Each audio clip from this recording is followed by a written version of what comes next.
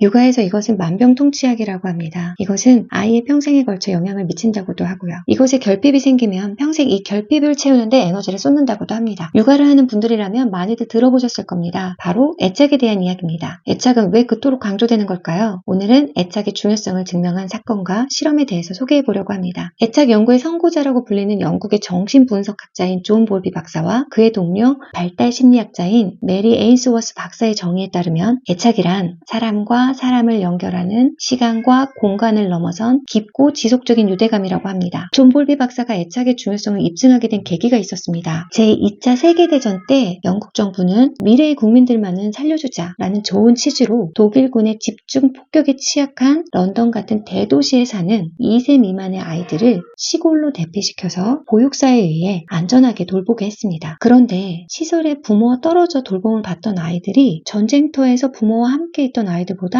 병들거나 사망한 경우가 많았습니다. 그래서 존 볼비 박사가 이에 대해 이제 연구를 하기 시작한 거죠. 영유아기의 아이들에게 갑작스런 부모와의 결별은 극심한 스트레스를 유발했고 이로 인해 면역력 저하가 생기고 질병에 취약한 상태가 된 것입니다. 살아서 집에 돌아온 후에도 아이들은 오랜 기간 불안증, 우울증, 학습 곤란 등 많은 정서적 문제를 겪었다고 합니다. 내가 부모라면 전쟁통에서 내 아이를 위해서 더 안전하고 영양식을 공급받을 수 있는 그런 곳에 보내고 싶지 않았을까요? 하지만 그 생각과 달리 시설에 보내진 아이들은 더 좋지 않은 결과를 갖고 왔다는 것입니다. 영유아들이 전쟁통에서도 열악한 환경이라도 부모와 같이 있을 때 더 안정감을 느끼고 더 잘 견뎌냈다는 연구 결과인 거죠. 좋은 환경 이상으로 양육자의 정서적인 돌봄이 아이의 생존에 더 큰 영향을 미친다는 것을 알 수 있는 사건이었습니다. 이 존 볼비 박사와 비슷한 시기에 미국 정신과 의사 르네 스피츠 박사는 두 곳의 기관에서 양육되어지고 있는 아이들을 관찰하면서 놀라운 사실을 발견하게 됩니다. 첫 번째 기관은 상당히 위생적이고 풍부한 영양식을 제공하는 91명이 수용된 고아원이었는데 이 기관의 아이들 중 2살이 되기 전 무려 34명이 사망하게 됩니다. 그리고 생존한 아이들도 이유를 알 수 없이 체중이 감소하고 표정이 멍해지는 등 기이한 행동을 하는 변화를 발견하게 됩니다. 두 번째 수용 기관은 재소자들의 아이를 돌보던 교도소 안의 보육시설이었는데요. 이곳은 위생 상태도 좋지 않고 음식의 질도 좋지 않았지만 사망한 아이가 단 한 명도 없었습니다. 피치 박사는 이러한 결과를 초래하게 된 결정적 이유를 발견하게 됩니다. 최상의 시설을 갖춘 고아원은 보육사들에게 아이들을 안아주는 행동을 최소화하라는 규칙이 있었던 겁니다. 이 규칙에 아이들은 접촉과 상호작용이 거의 없이 지냈습니다. 반면에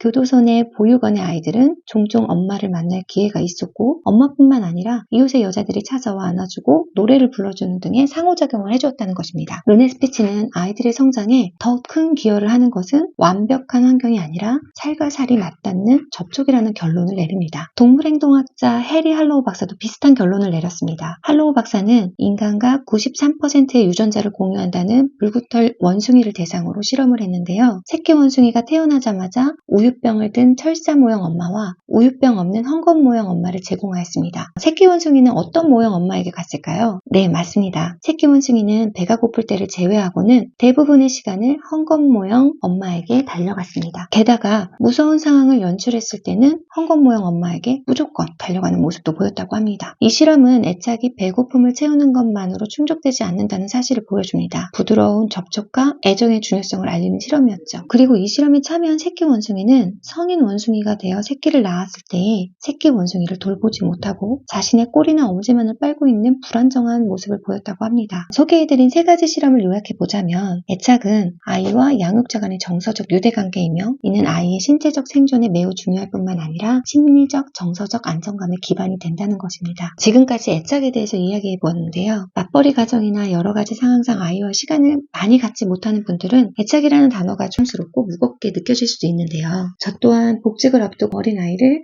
어린이집에 보낼 생각을 하니 마음이 복잡했습니다. 실제로 맞벌이 부부, 이혼과 재혼으로 여러 가정의 형태가 많은 미국에서 하버드 대학교 출신의 소아과 의사인 윌리엄 시어스 박사가 영유아 시기의 모유 수유, 자주 업어주기, 같이 잠자기, 신체적 접촉 등의 애착 육아의 중요성을 강조했는데요. 이에 대해 여론의 찬반론이 거세게 일어났다고 합니다. 영유아기의 안정적 애착 형성의 중요성을 알게 된 것에 대해 찬사를 보내는 사람들도 많았지만 일하는 부모들에게 죄책감을 유발한다는 비난도 많았다고 합니다. 그러나 우리가 안심해도 될 것은 애착에 대한 연구는 계속되어 오고 있고 아이와 보내는 시간의 양보다 함께 있을 때의 질이 중요하다는 연구 결과가 많이 나오고 있다는 것입니다. 하루에 단 10분이라도 아이와 진정으로 연결되고 교감할 수 있는 시간을 낼 수 있다면 건강한 애착 형성에 문제가 없다는 말이죠. 우리는 완벽한 부모가 될 수는 없습니다. 부모인 나조차 안정적 애착이 형성되지 않은 사람일 수도 있습니다. 다만 가끔은 잠시 멈춰서 일상을 둘러보고 내가 아이에게 주는 사랑이 어떤 영향을 주는지 점검하는 시간을 가진다면 아이도 나도 성장할 수 있는 순간들이 되지 않을까 생각합니다. 놓치고 간 것이 있으면 죄책감을 받는 대신 이 순간, 지금부터 다시 시작하는 선택을 하는 것이 낫지 않을까요? 자, 오늘부터 바빠서 놓치고 있었다면 내 아이의 손잡아주기, 안아주기, 눈을 마주보며 정서적 교감 나누기 등 아주 작은 사랑을 실천해보는 건 어떨까요? 저는 직업 특성상 다양한 환경에 놓인 아이들을 만나왔습니다. 그러면서 부모 혹은 가까운 어른이 미치는 영향력이 얼마나 큰지 몸소 느꼈습니다. 그래서 아이를 갖는 것에 대한 두려움도 높았습니다. 어쩌면 좋은 부모가 될 수 없을 거라는 막연한 두려움이 스스로에게 한계를 그었던 것 같습니다. 저는 여전히 두렵습니다. 그렇지만 나에게 없는 것은 배워가면서 채워가면서 부족한 나 자신을 먼저 용서하고 껴안고 위로하면서 온 마음을 다해 아이를 사랑하기로 하였습니다. 저를 포함하여 이 영상을 보시는 부모님들 오늘도 뜨거운 마음으로 내 아이를 사랑할 수 있기를 소망합니다.